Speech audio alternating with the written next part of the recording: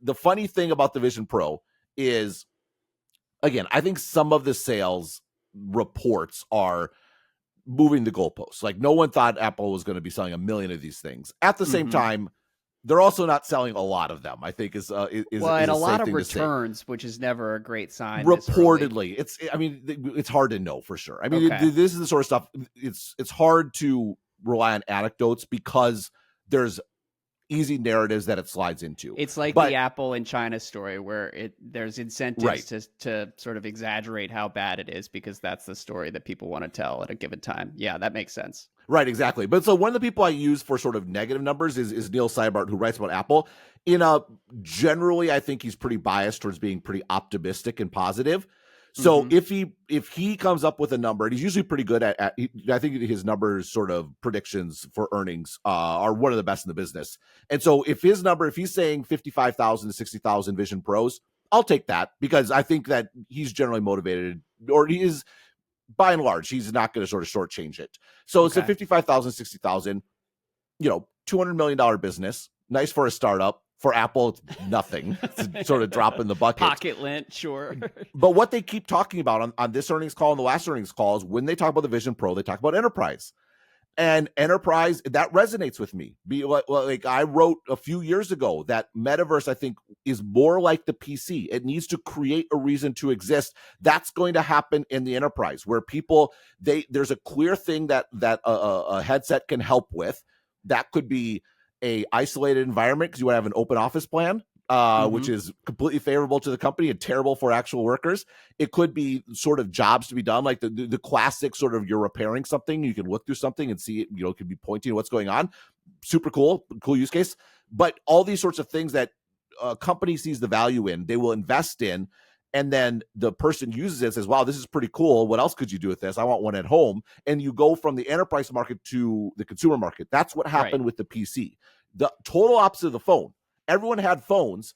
They got a way cooler phone, and then they wanted to bring it into the enterprise. And that's how Apple had no enterprise business to speak of. And then all the employees want to use their phones. So suddenly they built up, I think this was iOS 2, iOS 3, when they really ramped up a lot of the enterprise stuff, like device management, exchange support, sort of all these sorts of things. I think that's a plausible path for the Vision Pro. And I think you maximize the viability of that path by being more like a Mac, by enabling more things, by making it more of a productivity device than having it be limited by virtue of being downstream from an iPhone.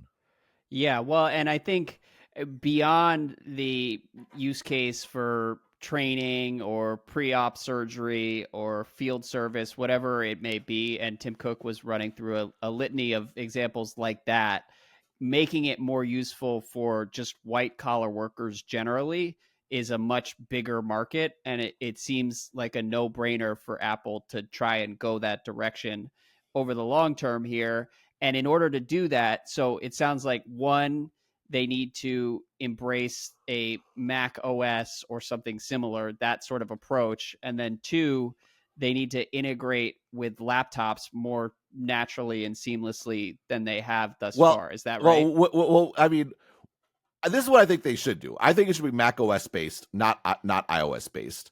Number two, I don't think you should need a Mac at all. Like, you already have a cord to a battery pack. Why isn't that pack a computer in its own right? Then you have to be gentle with us normal folks, though. You need to give us an anchoring point that's familiar, and then we can integrate that into our headset, and then eventually we'll be strictly headset 5 years into the future. I don't know. I mean, like, do you? I mean, like right now there is an M2 chip in the headset. The same computer that's in my MacBook Air. I got an M2 one because you could take that out. You could take out the cooling that goes with it or whatever that might be. You could probably make the headset smaller and lighter. If you're going to have a cord, actually leverage the cord to move more stuff off of the device and have a computer that is this expansive sort of experience anywhere you go. Now, you still have the pointer problems and all the sort of things. Eyes are not as precise as fingers, much less a mouse. So, or a touchpad. So maybe the cord goes to an actual portable keyboard thing. I don't know. There's lots of things to sort of figure out here. And it's probably all a moot point because I don't think Apple's going to do this. I think it's going to be iOS based, and that's just the way it's going to be. But it does bum me out because this is the one device that I think could do being a Mac better than a Mac, not an iPad.